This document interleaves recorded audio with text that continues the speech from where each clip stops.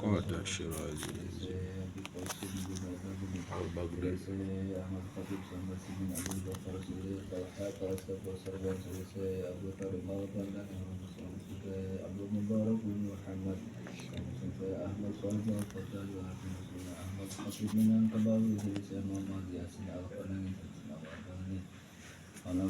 البغدادي أعوذ بالله من الشيطان الرجيم بسم الله الرحمن الرحيم الحمد لله رب العالمين الرحمن الرحيم مالك يوم الدين إياك نعبد وإياك نستعين اهدنا الصراط المستقيم صراط الذين أنعمت عليهم غير المغضوب عليهم ولا الضالين.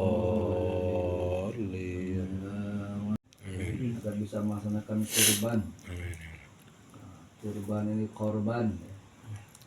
Bahwa dari dulu Nabi Ibrahim alaihissalam untuk menyatakan cintanya pada Allah Subhanahu wa taala rela menyembelih anaknya yang lagi lucu-lucunya, yaitu siapa? Ismail. Tapi karena memang kebaktiannya Ibrahim ini betul-betul ya, tega ya. Kalau bahasa gitu tega sebetulnya. Mana ada orang tua yang berani ya, berani untuk menyembelih anaknya. Tapi kemarin karena perintah Allah Subhanahu wa taala, dengan sekejap Allah ganti anaknya Ismail menjadi kambing kibas. Jadi inilah bukti bahwa cinta Allah harus melebihi daripada cinta kepada anak, cinta kepada istri, cinta kepada siapa lagi? Cinta kepada pekerjaan, cinta kepada rumah, sahabat, kepada rumah, perniagaan, bahkan di dalam surat At-Taubah, qul in kana aba'ukum wa abna'ukum wa azwajukum wa ashiratukum, apa lagi, wa amwalukum taraktumuha wa tijaratun tahsawna kasadaha wa masirkina tardaunaha. Bapak-bapak kamu ya, apabila bapak-bapak kamu, anak-anak kamu, keluarga kamu, istri-istri kamu, handai tolan kamu, perniagaan yang kamu takutkan kerugiannya, rumah tempat tinggal yang kamu diami, dan harta kekayaan kamu kumpulkan, 8 perkara. Ahabba minawai wa rasulullah jihadin fisabilillah. Lebih kamu cintai 8 perkara ini daripada apa? Daripada Allah, Rasul, dan jihad fi sabilillah. Di kantornya, maka pernyataan cinta kita kepada Allah itu dusta. Masya Allah. Bohong. Harus dipertanyakan lagi. Harus dipertanyakan lagi. Kalau kita ngaku cinta Allah, cinta Rasul, tapi dipanggil azan, dipanggil sholat, diam wae, cicing wae, berarti ya Allah, bohong cintanya. Ya Allah. Ya. Karena kenapa? Cinta yang betul itu dia pasti akan menyongsong orang yang dicintai. Nanti kita ini ukurannya terlihat ketika kita diam terus di satu pekerjaan atau kesibukan, berarti cinta kita itu melebihi daripada cinta yang lain. Ya, begitu ya. Betul. Jadi gampang cara mengukur kadar cinta kita kepada Allah, kadar cinta kita kepada pekerjaan, kadar cinta kita kepada keluarga itu terlihat ketika ada seruan azan itu kita kemana, nah itu deh. Cara mengukurnya seperti itu. Ya. Kalau kemana nih? Bang Jet kemana Bang Jet? Allah ya, belajar mencintai Allah melebihi cinta kepada segala. Dan inilah apa esensi hikmah daripada namanya Idul Adha. Esensi hikmah atau saripati ya, dari kita setiap tahun merayakan namanya hari besar Idul Adha ya, yang punya kemampuan dia nyembelih kurbannya, menyembelih sapinya, yang nggak dapat pun merasakan minimal bau-baunya. Allah. Ya, bau-baunya ke ambu atau ke bagian G yang gitu. Esensinya adalah tadi bagaimana pengorbanan kita ini mengalahkan pengorbanan yang lain. Pengorbanan menghasilkan cinta. Cinta tanpa berkorban itu cinta yang Dusta. dusta. Hmm. Sebagaimana bapak-bapak dulu, mendapatkan istri itu berjuang tidak, Pak? Itu Abi mah. Berkorban tidak? Berkorban. Sampai ada lagunya. Kan ada. Apa lagu kan maksud? Mapai jalan apa? setapak. Itu kan perjuangan itu ya. Bodas. Ya. Artinya cinta yang dengan pengorbanan itu adalah cinta pembuktian. Dan Nabi Ibrahim alaihissalam itu lulus. Wassalam. Nabi Ibrahim alaihissalam itu lulus bahwa cintanya Tapi kepada Allah melebihi cintanya kepada anaknya. Karena kenapa berani menyembelih anaknya? Padahal itu hanya tes saja dari Allah, hanya ujian saja. Dalam sekejap diganti dengan kambing kibas. Inilah bukti kalau Nabi Ibrahim itu memang levelnya sudah Khalilullah, sudah kekasihnya Allah. Kita juga kan seperti itu. Ketika diuji, betul nggak? Ya, gitu kan. Sembelihlah anakmu. Maka kalau dia bukan Khalilullah yang asli, kenapa? Ini anak yang lucu-lucunya, yang dinanti-nanti ini anak ini. Udah nggak punya anak, dia nih anaknya sekarang lahir, harus disembelih. Ini anak yang lagi lucu-lucunya. Nah, pembuktiannya Nabi Ibrahim berhasil, lulus ujian dan diabadikan sampai sekarang. Kita memperingati bukan hanya menyembelihnya saja, tapi tadi esensinya harus kita paham. Kenapa sampai ada idul adha seperti itu? Apa pembuktian cinta kita kepada Allah? Ini dia. Caranya yang paling gampang apa? Azan berkumandang kita kemana? Nah itu. Gampang itu aja. Cara mengukur kecintaan kita kepada Allah itu aja. Insya Allah. Kita lanjutkan insya Allah masih dalam babul hurmatil masajid ya. Bab kehormatan masjid dalam kitab Tanbihul Ghafilin. Bismillahirrahmanirrahim. Waruwiya an Al-Hasan bin Ali radhiyallahu anhu ta'ala annahu qala, dan diriwayatkan dari Sayyidina Hasan yaitu cucunya Nabi Muhammad SAW, Hasan bin Ali radhiyallahu ta'ala anhuma annahu qala, sungguhnya beliau berkata dalam asarnya, salah satu fi jawari, ada 3 golongan manusia ya, fi jawarillahi ta'ala, yang mana 3 golongan ini dalam lindungannya Allah Ta'ala. Apa yang pertama? Rajulun dakhalal masajid, semata-mata karena Allah, bukan karena yang lainnya, bukan untuk pinjam duit bukan untuk bukan untuk ingin dipuji-puji sama orang ya. Ingin dikenal sum'ah atau dilihat ria ya. Karena dudukanannya. Tapi dia betul-betul dia ini betul-betul bersilaturahmi karena Allah Subhanahu wa taala. Wa huwa min zawarillahi ta'ala.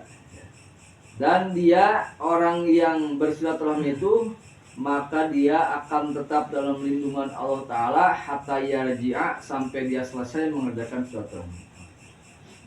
Inilah golongan kedua orang yang dalam lindungan Allah. Yang ketiganya warajulun, lelaki kharaja hajan, yang pergi haji. Nah kemarin ya, dari kampung kita ada yang hajian nggak? Saudara kita Ada. warajulun kharaja jahajan, lelaki yang pergi haji au mu'tamaron atau umroh, la yakhruju ilallahi ta'ala, dan dia melakukan haji atau umroh memang semata-mata karena Allah. Dia melaksanakan ibadah semata-mata karena Allah. Wa huwa wafadallahi ta'ala, maka dia menjadi wakilnya Allah, wakilnya Allah Ta'ala hatta yarji'a ila ahlihi, sampai dia kembali kepada keluarganya ya, Pak. Jadi 3 orang yang dalam lindungan Allah. Pertama orang yang senang ke masjid, bolak-balik ke masjid. Yang kedua, orang yang suka silaturahmi. Yang ketiga, orang yang pergi haji atau umroh. Kalau kita dalam lindungan presiden saja bagaimana, Pak? Presiden mengikrarkan saya melindungi namanya Bang DM. Masya Allah. Saya lindungi DM, awas kalian, maka tidak akan yang berani menyentuh DM itu. Masya Allah. Preman kelas manapun pejabat tidak akan yang berani. Backingan pusat. Backingan pusat. Malah gagal. Ini yang melindungi siapa yang membackingnya? Masya Allah Allah. Subhanahu wa Ta'ala. Kita dilindungi oleh manusia saja, kita ini begitu aman, merasa aman. Ini yang melindunginya Allah, Maha Raja di Raja. Bisa? Insya Allah. Senantiasa ke masjid, senantiasa silaturahmi. Kalau ada milik rizki bisa ke haji atau dan umroh. Bisa? Insya Allah. Lanjut. Wa'an Auza'i Waruya an Hasan masih wa yaqulu hasunu, dan dikatakan hasunul mukmin, dikatakan bentengnya mukmin. Salah satu itu ada 3. Yang pertama al masjidu, yang pertama itu bentengnya orang mukmin itu adalah masjid. Maka kita ini harus sering-sering ke masjid. Ini orang ke masjid karena ada maksud. Apa? Sindikat keropak. Allah. Memang dia targetnya masjid-masjid. Jangan ya. Ada tuh kemarin di awal ini itu kehilangan juga lagi. Hilang lagi keropak. Takwa aja Habib. Oh. Sering. Memang kayaknya sindikat itu sekarang tuh. Ada sindikat khusus. Kita nggak enaknya apa, kita itikaf di sana gitu, pas hilangnya gitu. Kita pas itikaf di sana, pas hilang lagi. Terus kawan pulang nggak diperiksa? Bukan jamaah kita ada, setelah kita pulang hilang gitu. Kitanya nggak ini. Diseakan-akan tuh. Tapi insya Allah ya. Jadi apa ini kata keterangan ini dalam kitab ini? Bentengnya orang mukmin itu 3. Yang pertama masjid. Sebagaimana kita kuat iman, ya. Saya ini imannya kuat, jarang tergoda. Maka ketika dia jarang ke masjid, maka lama-lama akan luntur. Dari senang ibadah, senang ngaji, senang sholat, senang tahajud, ketika dia jarang ke masjid, lama-lama akan luntur itu. Karena masjid itu adalah gudangnya rahmat. Karena kita bisa beribadah itu karena rahmat dari Allah, bukan karena kekuatan fisik, ya. Bukan karena kekuatan diri kita sedang sehat, kita ini sedang banyak duit, ya. Bisa ibadah, bisa ngaji Quran, bukan. Kita bisa beribadah itu karena rahmatnya Allah Subhanahu. La haula wala quwwata illa billah. Dan masjid itu adalah gudangnya rahmat, masjid sarangnya rahmat. Ketika kita masuk masjid, maka kita akan diliputi oleh rahmat, ampunan, maghfirah. Jadi bapak-bapak mungkin pernah mengalami pusing ketika masuk masjid, anyep gitu. Pernah nggak, Pak? Sering kan? Gitu. Meskipun keluar masjid pusing lagi nggak apa-apa lah. Tapi ketika masuk, wah seakan-akan tuh hilang masalah. Ya, kita laksanakan sholat, kalau lagi punya masalah tuh sholat bisa khusyuk seperti itu kan. Ini kelebihannya masjid kan, sahabat-sahabat. Kalau punya masalah, sahabat-sahabat nggak punya beras di rumah, atau dia nggak punya ini, mau pinjam, sebelum dia pinjam dia ke masjid dulu, sholat dulu. Dia membedakan sahabat tuh awal mula dan akhirnya. Kalau kita ada masalah langsung kan to the point. Tapi kalau sahabat ini ketika punya masalah, sebelum dia melaksanakan syariatnya, entahkah minta bantuan orang, entahkah dia minta tolong sama kawannya, dia sholat dulu di masjid.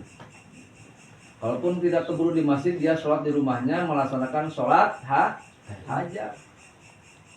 Ketika mendapat musibah, maka dia laksanakan langsung sholat, baru dia bersyariat. Dan juga sama sahabat pun ketika mendapat musibah sama. Akhirnya ya ada yang minjam juga, ada yang minta bantuan juga. Tapi sebelum itu mereka lari ke masjid, sholat di masjid, minta kepada Allah Subhanahu wa Ta'ala. Lalu setelah itu bersyariat. Jadi bentengnya umat Islam, umat mukmin, kalau kita betul-betul orang beriman adalah masjid. Yang kedua, wa dzikrillah, senantiasa zikir kepada Allah. Itulah jadi bentengnya orang mukmin. Bentengnya orang mukmin dari mana? Dari godaan syaitan.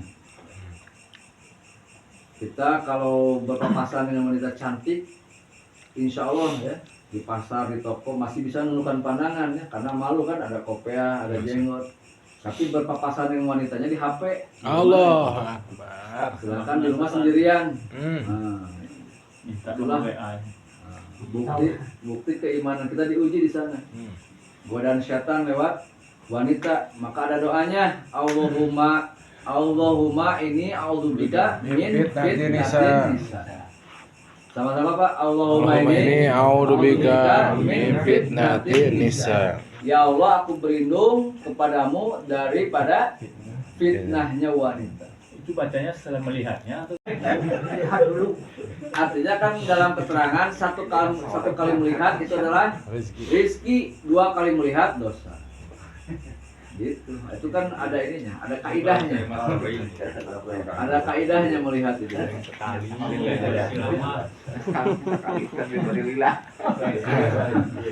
Makanya ketika kita melihat astagfirullahaladzim, Allahumma inni a'udzubika min fitnatin nisa. Langsung buru-buru scroll Pak, jangan tutup scroll cepat-cepat kan gitu. zaman sekarang kan langsung dipoto. Iya. Kalau kita berpapasannya di dunia nyata itu kita malu ya, kadang malu sama apa nih uban, malu sama ini nggak mungkin lah. Tapi kalau di HP kan ini tidak ada. Kalau dia belanja ke toko gimana? Tunggu ah. Tadi zikir nih Bang, zikir. Zikir. Tunggu lah, ayo mau makan benang ya. Tunggu lah ya, kalau orang teh Leo saya mana ada. Zikir. Dulu aja apa sih? Kamu udah alamat. Zikir. Tapi Zikir. perempuan itu kan banyak ngerayu kalau udah masuk ke toko. Dia yang ngerayu kan supaya bisa lebih Ya murah. makanya ini adalah zikir ini kan apa benteng pertama masjid, yang kedua apa zikir. Kita zikir lah. Kalau kita tidak bisa menghindari, harus kita berkontak fisik, bukan kontak fisik ya. Aduh, kontak fisik mah. batin. Kontak apa itu namanya? Berinteraksi, harus ngobrol, tawar menawar. Maka kita dengan zikir ya Bang ya. Tapi zikir juga ada hasilnya. Zikir yang betul, setelah kita zikir hatinya tenang, wanita itu seakan-akan seperti tanah saja. Tapi kalau zikirnya tidak berhasil, yang ada ininya ngaceng yang bawah. Koneksi sinyal. Jadi Iya, gitu. nah, Kalau huruf zikirnya nah. berhasil, itu lihat wanita cantik itu seperti lihat Boga rokok. tanah saja sama. Tanah saja bahwa dia ini akan jadi ahli neraka, rambutnya akan dibakar, dia akan menjadi seperti itu kalau zikirnya berhasil. Ya. Kalau zikir ini juga dia akan terbuat dari tanah. Iya, dia terbuat dari tanah, dia akan kembali kepada tanah, dia akan jadi belatung gitu ya. Dia akan digigit oleh belatung, akan hilang, akan hancur kan gitu. Kalau itu yang berhasil Kalau ya. dikit takutnya si istri perempuan itu ngomongnya panas. Berarti bukan manusia. Aku dagang diet jadinya. Berarti bukan Orangnya kabur lumayan dia. Kalau makan nama jadi. Jadi apa dari bentengnya orang mukmin? Pertama masjid, yang kedua zikir kepada Allah, yang ketiga tilawatil Quran. membaca Al-Qur'an. Ini jangan diingat. Ini bentengnya diri kita. Jangan Quran itu dipajang aja di atas lemari itu kan. Sampai ditiup. Minimal nih. Kalau di pengajian kita tuh satu hari satu juz, one day one juz. Satu juz itu 10 lembar. Nah, 10 ini 10, 1, 2. Nah. Tapi ini yang sudah biasa. Kalaupun tidak bisa satu makro lah, satu ain. Jangan sekali kita tidak membaca Al-Quran sehari. Harus dipaksakan gitu. Harus dipaksakan. Karena kenapa? Bahkan dalam suatu keterangan Al-Quran itu bisa menuntut Allah. si pemiliknya atau setiap orang Islam. Karena kenapa? Dan tuntutannya pasti akan terima, tidak akan ditolak oleh Allah. tuntutan Al-Quran setiap tahun dikhatamkannya 2 kali. Sekarang ini kan mau Zulhijjah, mau habis Muharram.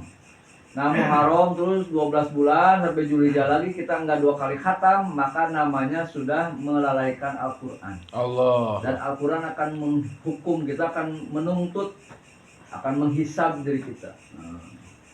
Jangan dianggap sepele. Bagi yang sudah lancar baca Qurannya, bagi yang belum lancar ya belajar lah. Punya cucu, udah punya cicit tuh. Ketika kita masih ada umur, maka ada kewajiban kita belajar, termasuk belajar Al-Quran. Insya Allah, Pak. Ini nggak ada kata-kata, oh saya ini udahlah, saya mah apa ya namanya, udah kadung gitu kan, udah telanjur, tidak ada nama telanjur belajar Quran. Justru yang akan dihargai itu ketika kita belajar Al-Quran terbata-bata dalam membacanya, maka Allah akan berikan 2 ganjaran.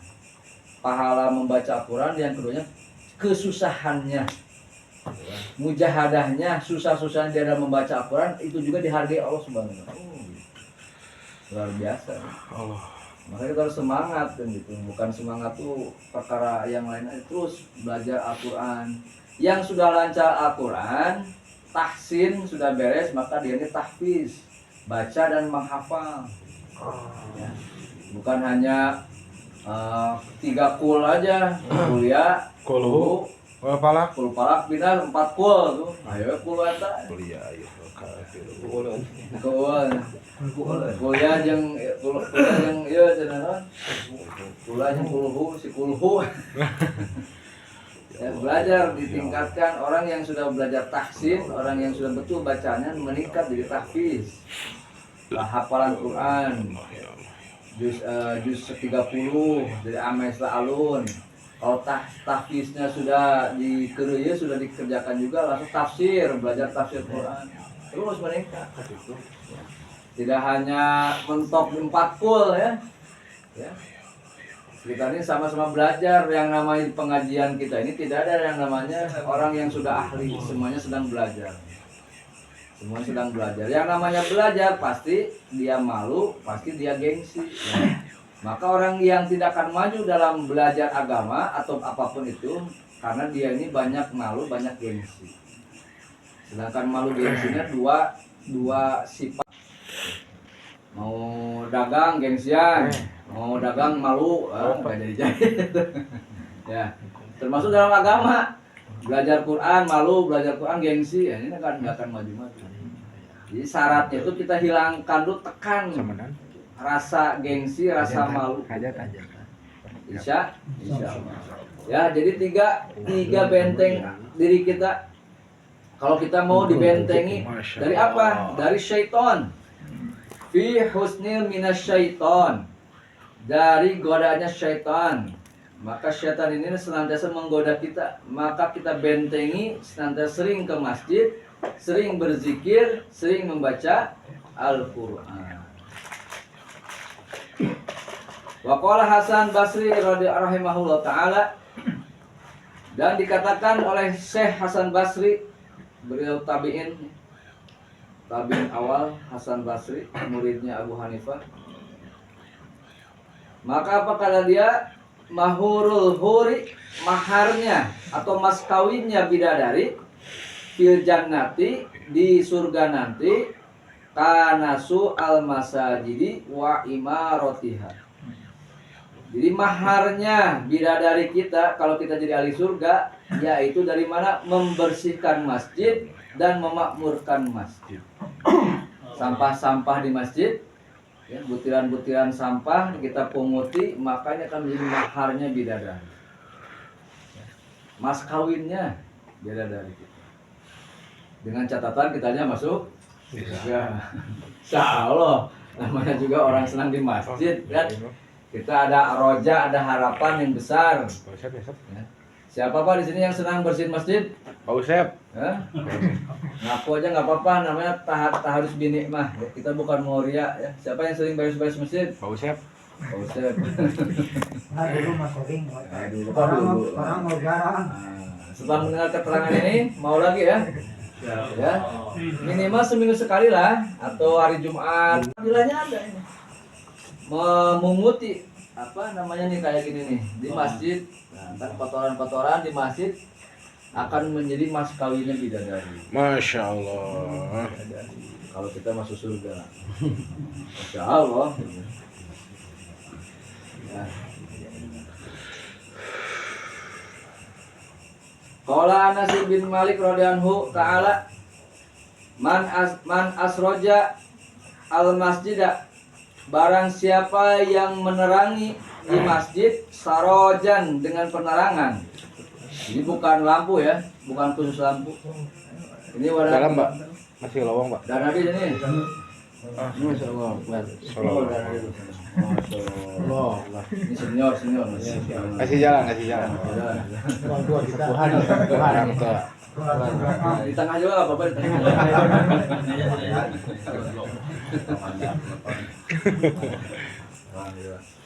Selamat datang Mas Radani. Alhamdulillah mualaf. Jadi tidak malam. Ya Allah. Apa kata Anas bin Malik, salam sahabat Nabi sallallahu alaihi wasallam, man asroja, barang siapa yang menyalakan fil masjid di dalam masjid sarojan, satu penerangan. Penerangan itu gak hanya lampu, bisa petromak, bisa lilin. Artinya dia niat untuk menerangi masjid, untuk menjadikan masjid terang benderang. Lam tazal, dan tidak putus-putus al malaikatu, malaikat wahamlatul arsy, malaikat yang tugasnya memangku arash Allah. Apa dia? Yastaghfiruna lahu madama dzalika fil masjid.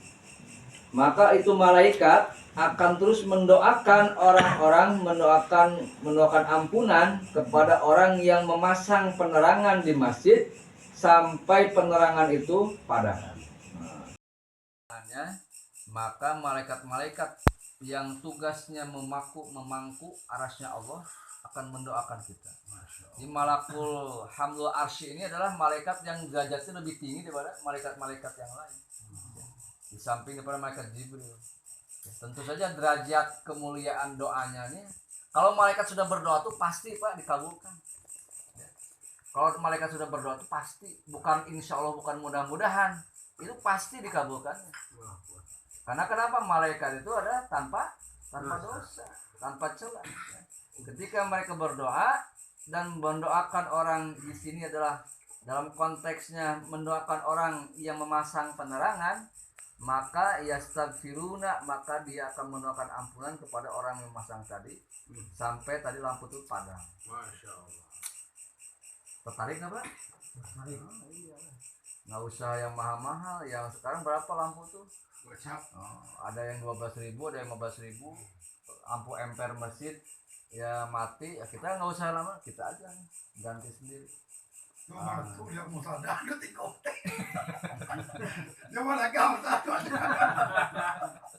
Buyutallahi fayam bagi lil mukminin, dan masjid-masjid itu adalah rumah-rumahnya Allah, maka sebaiknya bagi kita ayat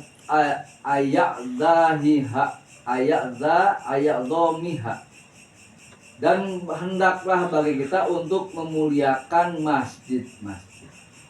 Karena kenapa? Fa'inna fi ta'zimil masajid, karena memuliakan masjid termasuk sebagian dari memuliakan Allah. Ya. Jadi kalau kita ini ingin diberikan satu tempat khusus di sisi Allah, indallahi, maka memuliakan masjid. Ada satu amalan zaman Nabi, satu wanita yang dia meninggal tanpa diketahui oleh Nabi. Ketika tahu-tahu bahwa dia mau dikubur, kata Nabi, kenapa kamu tidak beritahukan aku kalau ada yang meninggal? Beritahukan aku. Siapa? Seorang wanita yang biasa menyapu masjid. Maka apa kata Nabi? Asbab amalan menyapu masjid dia di ahli surga. Masya Allah. Ini seperti itu amalan-amalan, karena dia ini ta'zim, memuliakan. Ya Allah, inilah bangunanmu yang megah, meskipun bangunan sederhana, tapi ini adalah Baitullah. Inilah rumah Engkau ya Allah. Saya niat, saya sejak untuk membersihkan rumah Engkau. Jadi membersihkan dengan kemampuan kita, ya, memuliakan dengan kemampuan kita. Bagi yang punya harta lebih bisa mengganti karpetnya, bisa mengganti pasang ini Kipas. pasang sound systemnya diganti kalau ada kemampuan. Minimal dengan tenaga kita bersihkan kaca masjid, bersihkan karpetnya masjid. Tadi man istata'a dengan sekemampuannya. Maka dengan cara seperti inilah, dan kadang-kadang ini amalan yang kadang-kadang orang lain anggap sepele dan kadang-kadang kita pun anggap sepele, betul ya? Kadang-kadang kita ingat tuh amalan yang wah gitu kan. Tapi untuk urusan masjid, beres-beres masjid, siapa tahu ya, rubama loh, kalau bahasa Arabnya rubama, barangkali siapa tahu inilah amalan yang Allah ridho. Beres-beres masjid, mengganti taplak masjid, mengganti keset masjid, mengganti lampu masjid dengan niat ta'zim kepada buyut Allah, kepada rumah-rumahnya Allah Subhanahu. Karena menghormati, mentakzimi atau memuliakan masjid sebagian daripada memuliakan Allah Subhanahu. Insya Allah. Boleh ada yang ditanyakan? Sekelumit masjid kalau zaman dulu tuh Tomat, lilin. Kalau zaman Nabi itu dari lemak kambing, lemak unta dimasukkan ke ini wadah, lalu ada sumbu dari sana, dari lemak hewan. Kapas. Dari kapas bisa. Oh iya, mengandung minyak ya. Ya, pengganti minyak. Jadi ketika kita berkhidmat atau melayani masjid, mendandani masjid, ya, merapi-rapikan masjid, ya, masang ini namanya karpet di masjid termasuk penerangannya, maka malaikat-malaikat yang tugasnya memangku arasnya Allah akan mendoakan kita. Masya Malakul Hamdul Arsy ini adalah malaikat yang derajatnya lebih tinggi daripada malaikat-malaikat yang lain. Di samping daripada malaikat Jibril. Tentu saja derajat kemuliaan doanya nih. Kalau malaikat sudah berdoa tuh pasti Pak dikabulkan. Kalau malaikat sudah berdoa itu pasti, bukan insya Allah, bukan mudah-mudahan, itu pasti dikabulkan. Karena kenapa? Malaikat itu adalah tanpa dosa, tanpa celah. Ketika mereka berdoa dan mendoakan orang di sini adalah dalam konteksnya mendoakan orang yang memasang penerangan, maka yastaghfiruna, maka dia akan mendoakan ampunan kepada orang yang memasang tadi sampai tadi lampu itu padam. Masya Allah. Tertarik apa? Tarik. Iya. Nggak usah yang mahal-mahal. Yang sekarang berapa lampu tuh? Gocap. Ada yang 12.000, ada yang 15.000. Lampu emper masjid ya mati, ya kita nggak usah lama, kita aja ganti sendiri. Tuh mana tuh dia mau sadar di kotek. Dia mana gambar. Ya, termasuk dalam hal ini WC masjid termasuk. Karena ini hajat orang banyak, betul ya? Betul. Bukan hanya sendiri saja, termasuk lampu WC, ya, lampu emper, lampu tamannya, masjid, apa yang berhubungan dengan masjid, maka insya Allah akan mendapatkan juga padilahnya seperti itu. Insya Allah Pak ya? Insya Allah. Ya, dengan uang 15.000, dengan uang 20.000, insya Allah seperti itu. Waqala Umar bin Khattab radhiyallahu anhu. Maka apa dari Sayyidina Umar, Khalifah nomor 2. Atau sambil cuci tangan atas di luar. Alhamdulillah beres rutinan, lanjut makan malam berjamaah. Alhamdulillah, masya Allah. Masya Allah. Tuh Pak Haji. Wah benar ya, ikram ya. Bentar itu kayak itulah tuh sama ya. Nah itu. Masya Allah. Nah itu tak. Oh ya, payungan lah.